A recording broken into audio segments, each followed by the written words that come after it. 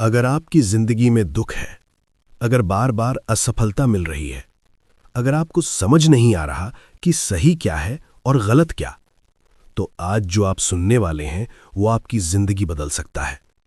और इस वीडियो को गलती से भी स्किप मत करना, क्योंकि हो सकता है आप वही ज्ञान खो दें जो आपके जीवन की सबसे बड़ी समस्याओं का समाधान बन सकता था।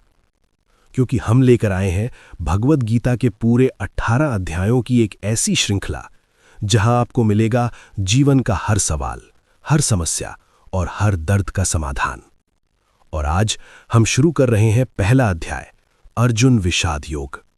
यही वो शुरुआत है जहां एक महान योद्धा अर्जुन भी टूट जाता है। उसे कुछ समझ नहीं आता कि क्या सही है और क्या गलत। और सच कहूं, आज हम सब कहीं ना कहीं उसी स्थिति में हैं। अगर आपने इस ज्ञान को ध्यान से सुन लिया तो आपकी सोच बदलेगी, आपके फैसले बदलेंगे और धीरे धीरे आपकी जिंदगी भी बदलने लगेगी। लेकिन अगर आपने इसे स्किप किया तो शायद आप वही गलतियां बार बार दोहराते रहेंगे। इसलिए अंत तक जरूर सुनिए, क्योंकि ये सिर्फ एक कहानी नहीं है, यह आपके जीवन को सही दिशा देने वाला ज्ञान है। तो चलिए शुरू करते हैं भगवद गीता का पहला अध्याय, अर्जुन विषाद योग। जब महाभारत का महान युद्ध शुरू होने ही वाला था, उस समय हस्तिनापुर के महल में अंधे राजा धृतराष्ट्र बैठे हुए थे। लेकिन उनकी आंखों से ज्यादा उनका मन अंधकार से भरा हुआ था। उनके मन में एक ही सवाल था, आज कुरुक्षेत्र में क्या हो रहा होगा। उन्होंने अपने सारथी और दिव्य दृष्टि से युक्त संजय से पूछा, हे संजय, धर्मभूमि कुरुक्षेत्र में जहां मेरे पुत्र और पांडु के पुत्र युद्ध करने के लिए एकत्र हुए हैं, वहां क्या हो रहा है? उन्होंने क्या किया? संजय ने अपनी दिव्य दृष्टि से युद्ध भूमि का दृश्य देखते हुए धीरे धीरे उत्तर देना शुरू किया। हे राजन, जब आपके पुत्र दुर्योधन ने पांडवों की विशाल और व्यवस्थित सेना को देखा तो वो तुरंत अपने गुरु द्रोणाचार्य के पास गया। उसके मन में हल्का सा भय भी था और एक रणनीति भी। वो द्रोणाचार्य से बोला, हे आचार्य, जरा देखिए, आपके ही बुद्धिमान शिष्य द्रुपद के पुत्र धृष्टद्युम्न ने कैसे पांडवों की इस विशाल सेना को युद्ध के लिए व्यूह में सजाया है। दुर्योधन अब धीरे धीरे पांडवों की सेना के महान योद्धाओं की गिनती करने लगा। इस सेना में अनेक महान धनुर्धर और वीर योद्धा खड़े हैं जो युद्ध में भीम और अर्जुन के समान ही शक्तिशाली हैं। यहां सात्यकी हैं, राजा विराट हैं, महान महारथी राजा द्रुपद हैं, धृष्टकेतु हैं, चेकितान हैं और बलशाली काशी के राजा भी यहां मौजूद हैं।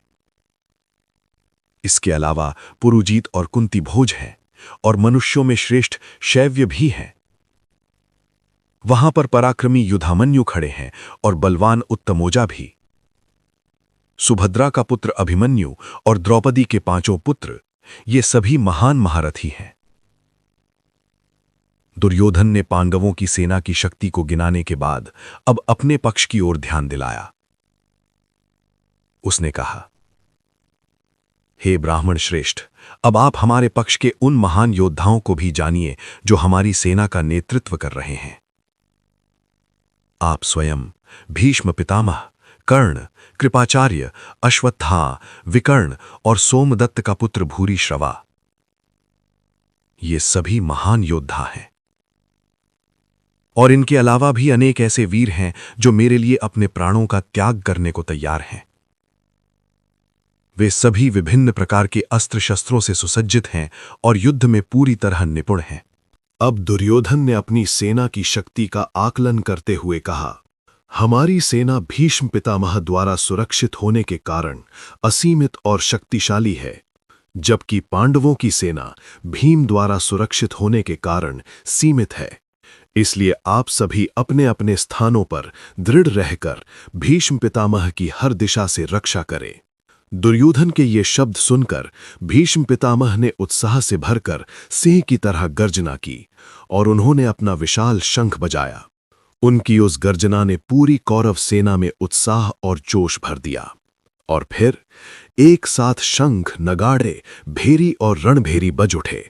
उनकी आवाज इतनी प्रचंड थी कि आकाश और पृथ्वी गूंज उठे। कौरवों की उस भयंकर ध्वनि के उत्तर में अब पांडव पक्ष भी शांत नहीं रहा। एक दिव्य दृश्य सामने था।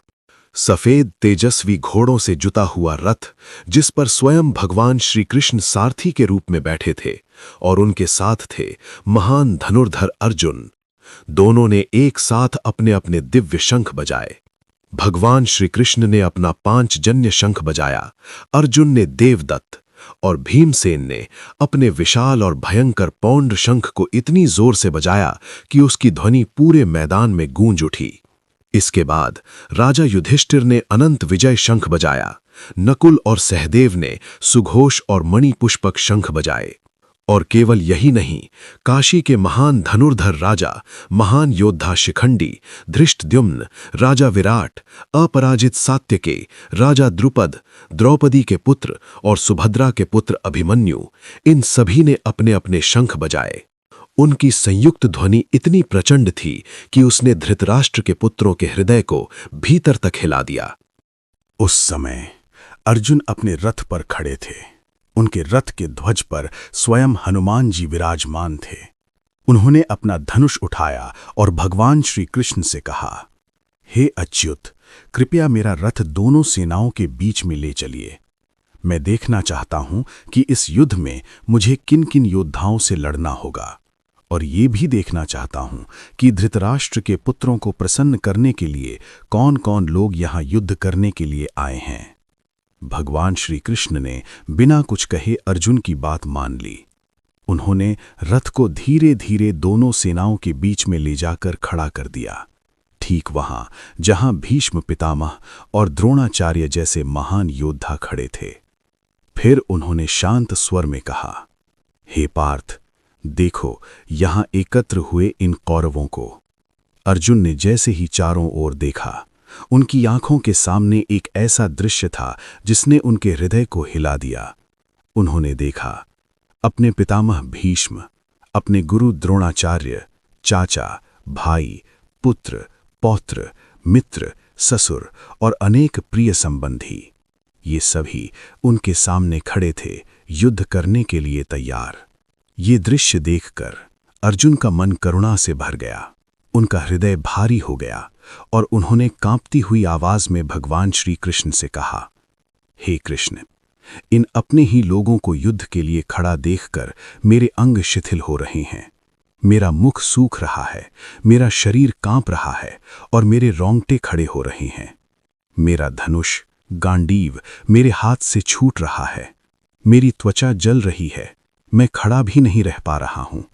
मेरा मन पूरी तरह भ्रमित हो गया है। अर्जुन आगे बोले, हे केशव, मुझे अशुभ संकेत दिखाई दे रहे हैं। मैं अपने ही स्वजनों को मारकर कोई भी कल्याण नहीं देखता। मुझे न विजय चाहिए, न राज्य और न ही सुख। हे गोविंद, जिनके लिए हम राज्य और सुख चाहते हैं, वे ही हमारे सामने खड़े हैं अपने प्राणों को त्यागने के लिए। गुरुजन, पितामह, पुत्र, पौत्र, ससुर और मित्र, इन सबको मैं कैसे मार सकता हूं?